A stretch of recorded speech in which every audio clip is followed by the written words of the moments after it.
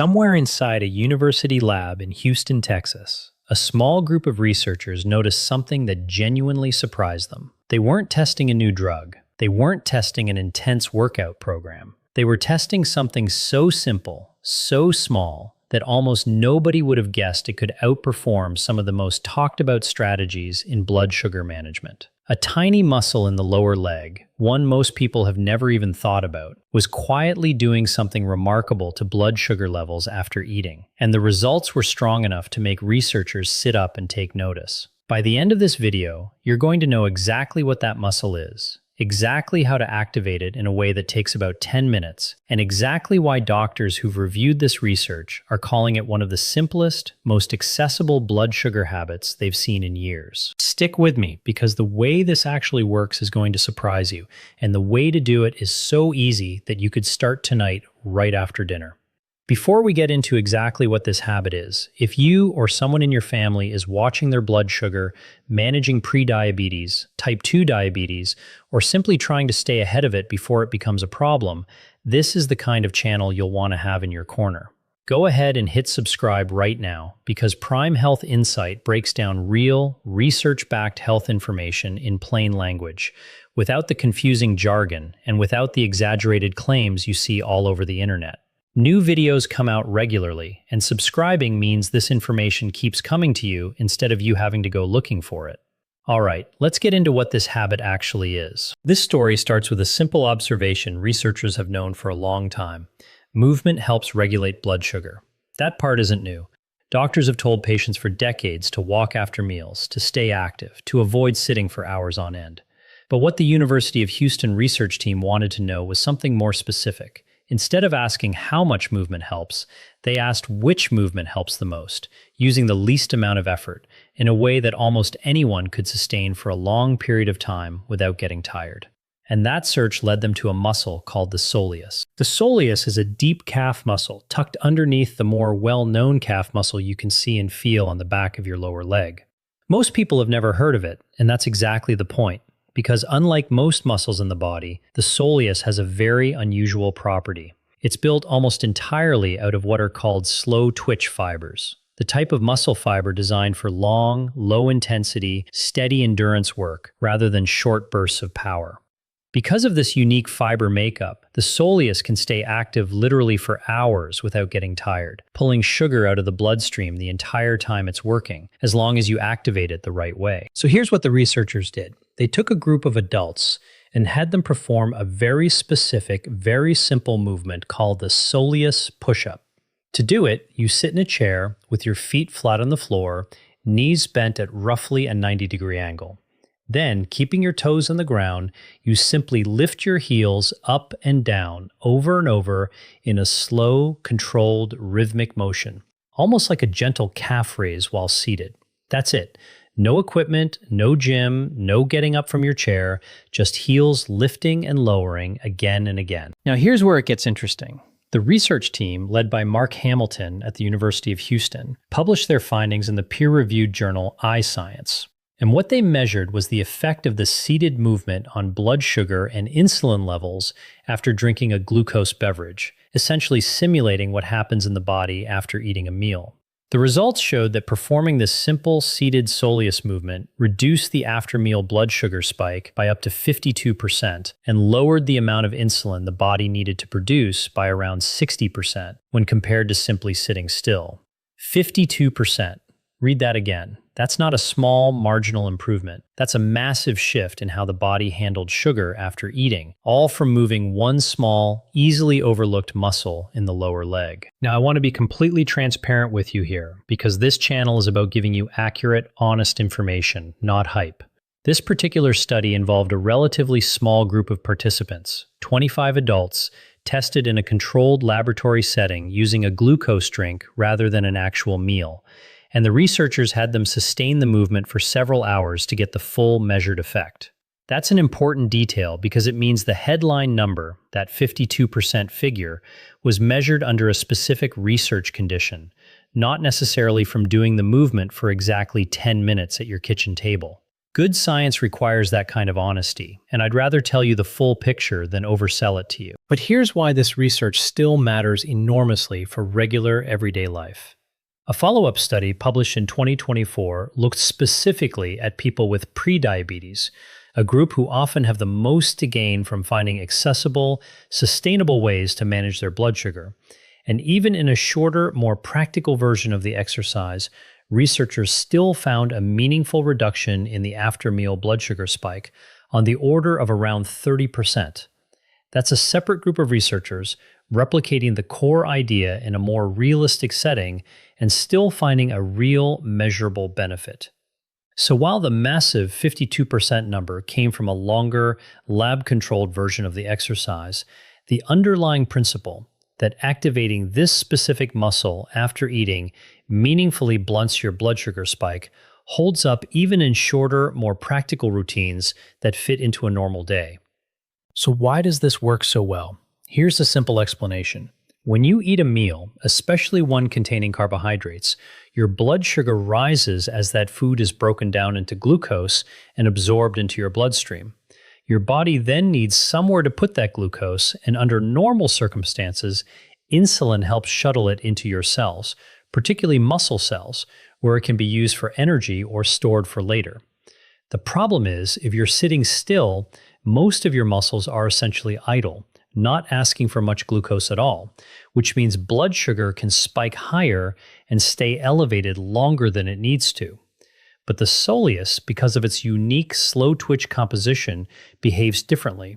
When you activate it with this repetitive heel-raising motion, it keeps pulling glucose directly out of the bloodstream to fuel itself, continuously, for as long as you keep the movement going, without fatiguing the way other muscles do. In simple terms, you're giving your bloodstream an extra, highly efficient drain for that after-meal sugar surge, right at the exact moment your body needs it most. This is genuinely different from a lot of the general advice you hear about exercise and blood sugar.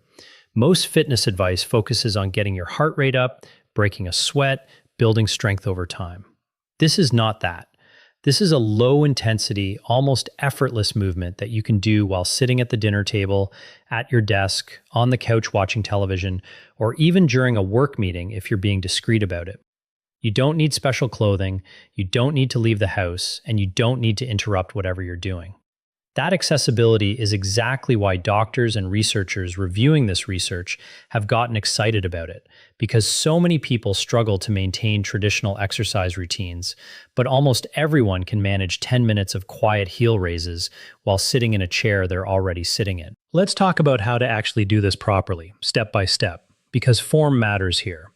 Sit in a sturdy chair with your feet flat on the floor and your knees bent at roughly 90 degrees. Keep your toes planted on the ground the entire time. They act as your pivot point. Slowly lift your heels up as high as comfortably possible, then lower them back down with control, rather than letting them drop quickly. The motion should feel smooth and rhythmic, almost meditative, not rushed or jerky.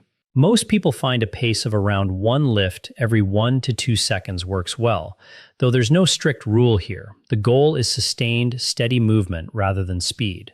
Start with around 10 minutes after a meal, particularly meals that include a meaningful amount of carbohydrates, like breakfast, lunch, or dinner with rice, bread, pasta, or potatoes.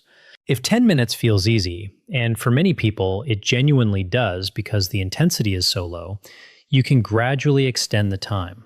Some people build up to doing this for 20 or 30 minutes, especially those who work desk jobs and are already sitting for long stretches anyway. The beauty of this movement is that because the Soleus resists fatigue so well, you likely won't feel the burning, tiring sensation you'd expect from a typical calf exercise, which is exactly why people are able to sustain it for much longer than they could sustain, say, a set of jumping jacks or squats. Now, if walking after meals is already part of your routine, and if you watched our previous video on this channel about nighttime blood sugar, you know we've talked about the benefits of post-meal walking before. This Soleus habit isn't meant to replace that. Walking after meals has its own well-documented benefits for blood sugar, and multiple studies have shown that a short walk in the 30 to 90-minute window after eating can meaningfully reduce your blood sugar spike as well. generally in a range of around 15 to 25%, based on several published trials comparing walking to sitting after meals. Think of the Soleus push-up as another tool in the same toolbox, one that's especially useful on days when walking isn't practical, when the weather's bad, when you're stuck at a desk, when you're traveling, or when mobility limitations make walking difficult. For some people, especially older adults or those recovering from an injury or surgery, this seated option may actually be more accessible than a walk, which makes it a genuinely valuable addition for a much wider range of people. It's worth pausing here to talk about why after-meal blood sugar spikes matter so much in the first place, because this is really the whole reason this habit is worth building into your routine. When blood sugar rises sharply after eating and then comes back down slowly, that prolonged elevation puts repeated stress on your blood vessels over time. Research has consistently linked these repeated after-meal spikes, something doctors often call postprandial glucose excursions, to a higher long-term risk of complications associated with diabetes, including effects on the heart and blood vessels. It's not just about the single number on a glucose meter after one meal. It's about what happens when that pattern repeats itself 3 times a day, every single day, for years. This is exactly why doctors increasingly emphasize not just your average blood sugar over time, but also how high and how often it spikes right after you eat. A habit like this one, that specifically targets that after-meal window, is addressing one of the most meaningful pieces of the puzzle. And here's something else worth mentioning, because the same research group also looked beyond just glucose and insulin. Their data showed that sustained Soleus activation roughly doubled the normal rate of fat metabolism during the hours between meals and reduced levels of a type of blood fat called VLDL triglyceride, which is linked to cardiovascular risk when chronically elevated. So while blood sugar is the headline here, the ripple effects of this small muscle activation seem to extend into other areas of metabolic health as well, which is part of why this particular study generated so much attention among doctors and researchers when it was first published. Now, who does this matter most for?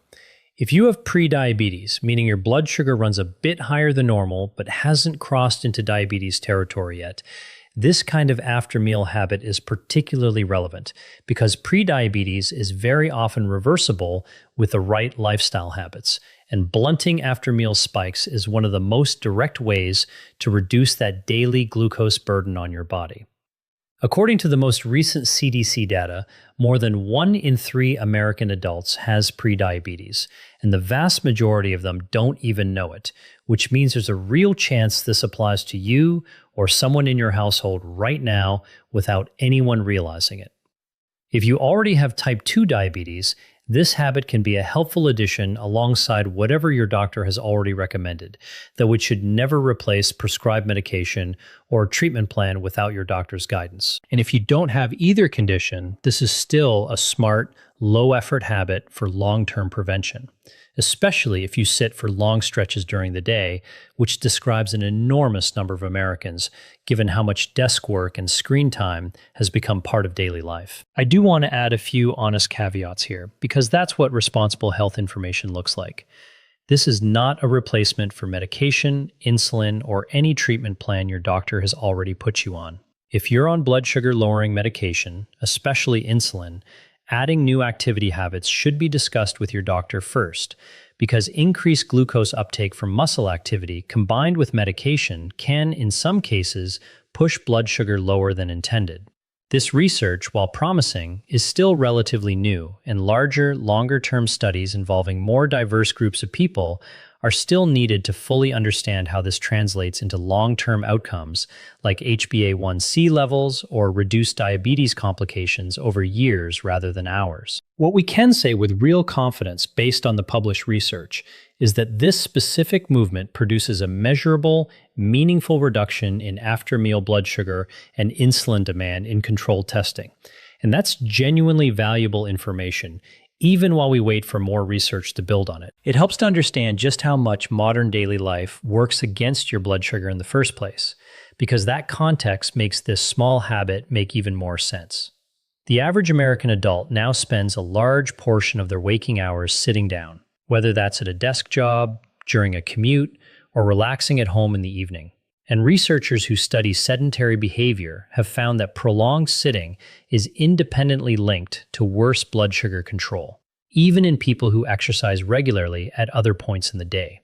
This is sometimes called the active couch potato problem, where someone might go for a 30-minute run in the morning, but then spend the other 15 or 16 waking hours barely moving at all.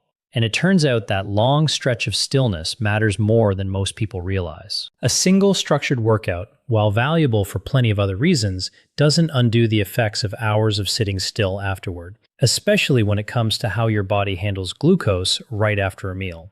This is exactly the gap the Soleus push-up is positioned to fill, because it doesn't ask you to leave your chair, interrupt your workday, or carve out a separate block of time in your schedule.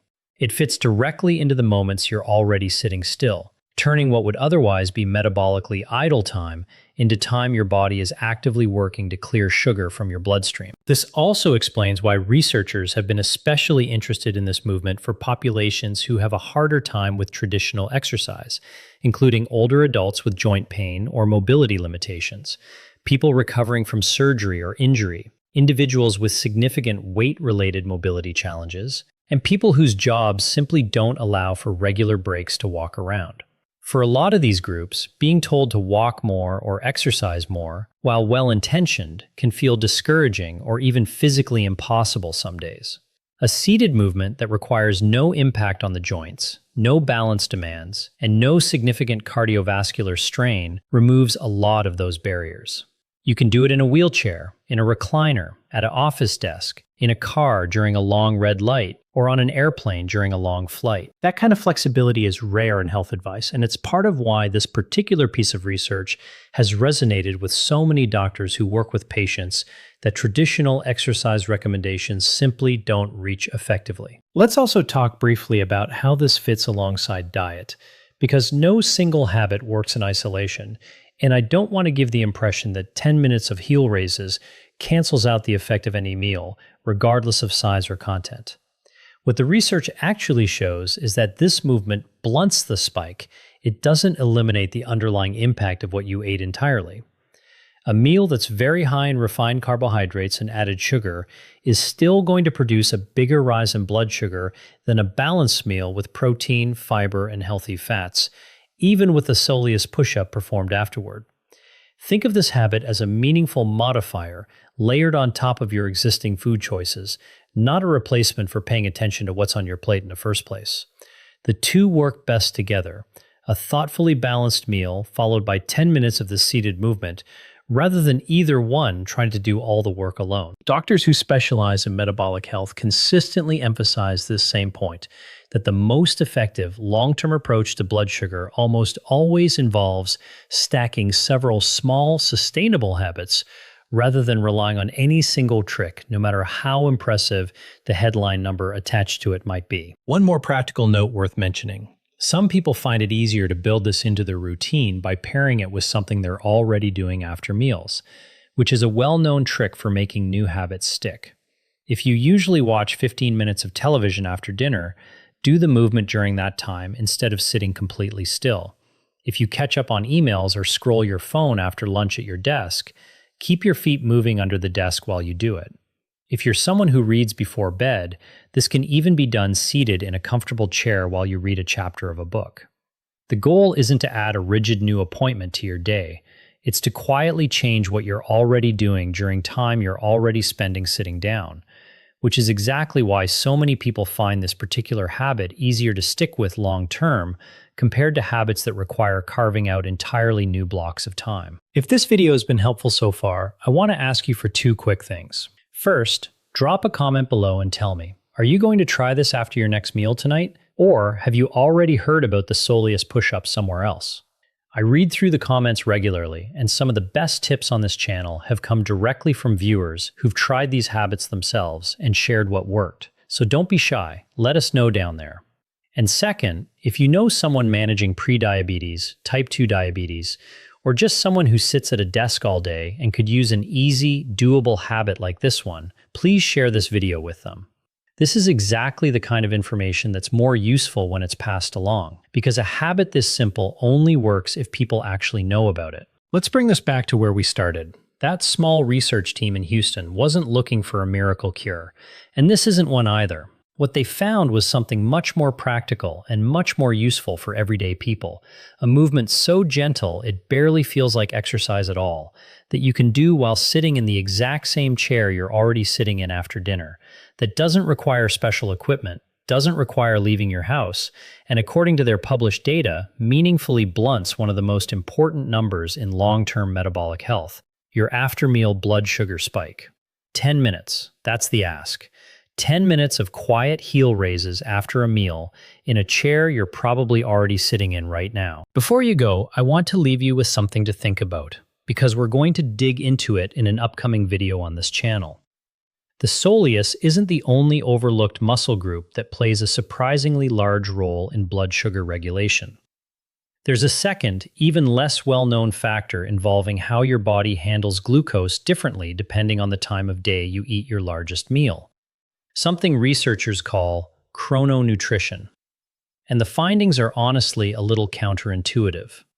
If tonight's video was useful to you, make sure you're subscribed with notifications turned on, because that one is going to challenge a lot of what most people assume about meal timing. Thank you so much for watching all the way to the end. If you found this helpful, go ahead and give this video a thumbs up. It genuinely helps more people find this information when they're searching for it. And as always, this video is for general educational purposes and isn't a substitute for personalized medical advice. Everyone's health situation is different, and any changes to your activity level, diet, or medication should be discussed with your doctor first, especially if you're managing diabetes or taking blood sugar lowering medication. Take care of yourself. Take that 10 minutes after your next meal, and we'll see you in the next one, right here on Prime Health Insight.